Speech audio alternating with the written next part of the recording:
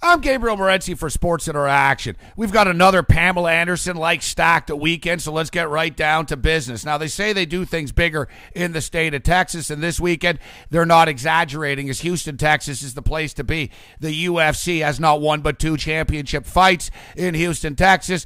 Well, on Sunday morning, the Oakland Raiders roll in to take on the resurgent Houston Texans, who are gunning for their first ever playoff spot in franchise history. And for anyone who's been paying attention, it looks like the Texans will be in the postseason this year. Now, we're already a quarter way through the regular season here, so it's really not too early to start saying that these games are critical. And the dream team's been more of a scream team for the Philadelphia Eagles. As Philadelphia Eagle fans have been left screaming after Philadelphia Eagle games. And now the Eagles roll into the Ralph. Now the Buffalo Bills, coming off of a disappointing loss against the Cincinnati Bengals, will be good to go. Now you look at the total in this football game. It's 49.5 points. It seems a little bit high.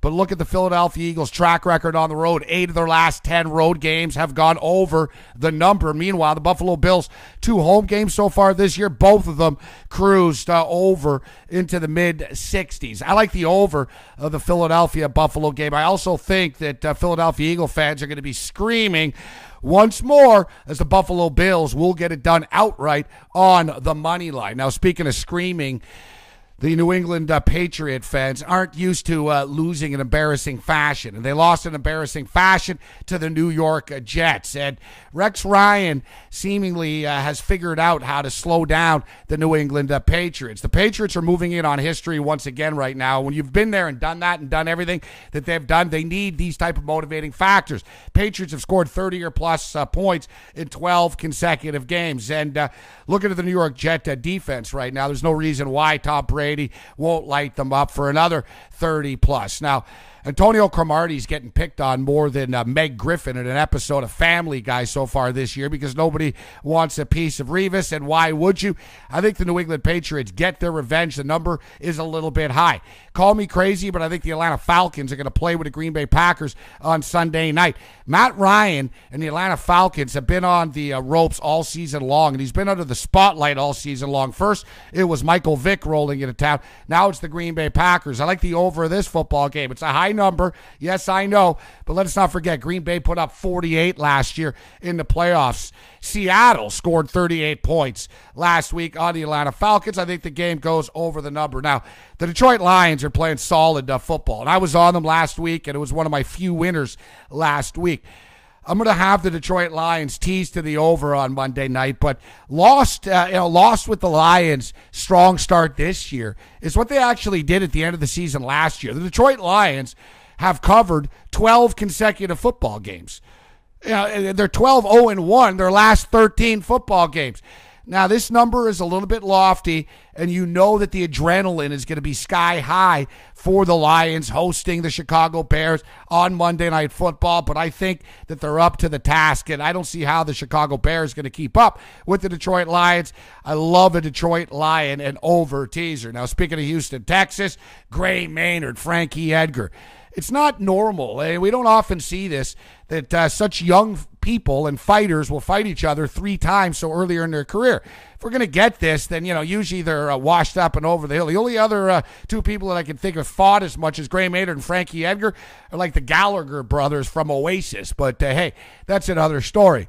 We got a great fight here. I thought that Gray Maynard actually won the last time around. And Gray Maynard surprised everybody by using his stand-up and his boxing from Gil Martinez in Extreme Couture in Las Vegas, Nevada. I think that he shakes things up a little bit here right now. Now, Frankie Edgar's got some of the best hands in the UFC. And he's got some of the best cardio in the UFC as well.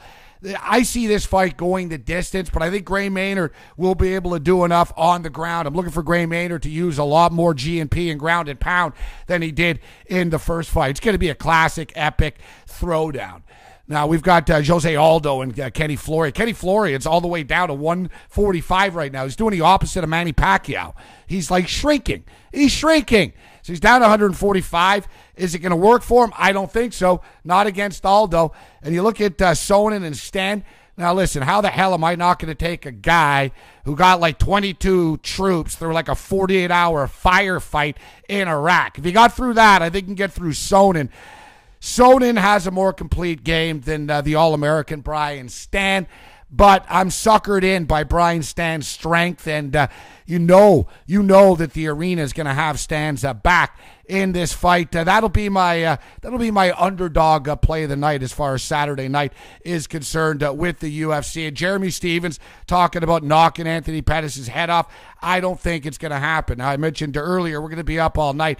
I've really enjoyed this Rugby World Cup. We got some classic matchups going down here. South Africa taking on Australia. Great battle right there, and you got a lot of short numbers as well. I'm going to be taking a look at the Australians against South Africa in the World Rugby Cup. Now bring it on. They've dropped the puck. It's all good. Things are going to get crazier than Don Cherry's opening rant on a Thursday night. We'll start talking some pucks next week. Other than that, you're on your own. I'm Gabriel Morency for Sports Interaction. May the winners be yours.